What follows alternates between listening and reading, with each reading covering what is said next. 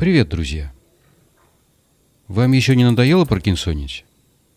Если надоело, то расскажу вам маленький лайфхак.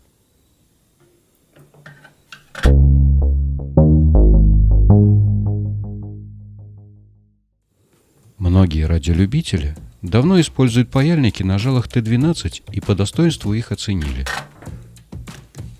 Тут есть оптимально достаточный набор настроек и полезная функция сна. Вот только каждое пробуждение паяльника вырабатывает у радиолюбителя своеобразный инстинкт. После Т-12 паяльщик начинает трясти все паяльники, независимо от производителя. Дело в том, что в качестве чувствительного элемента в этом паяльнике используется датчик наклона.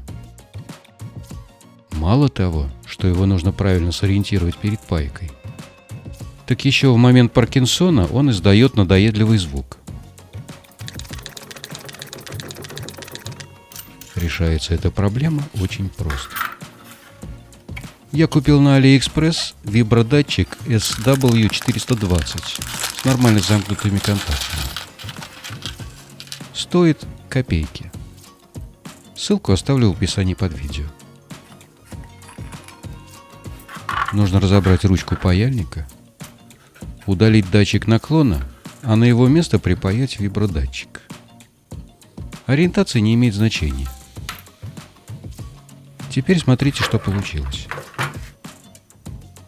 Аккуратно беру паяльник, и он сразу просыпается.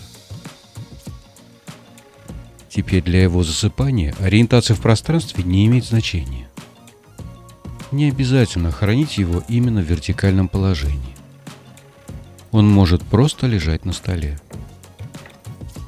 Через установленное время бездействия контроллер заснет. Для пробуждения достаточно просто взять паяльник в руку. А за счет быстрого нагрева он будет готов к работе уже к тому моменту, когда поднесете кончик жала к спаиваемым деталям. Лайк, подписка и незлобная записка на ваше усмотрение. Желаю вам крепкого здоровья.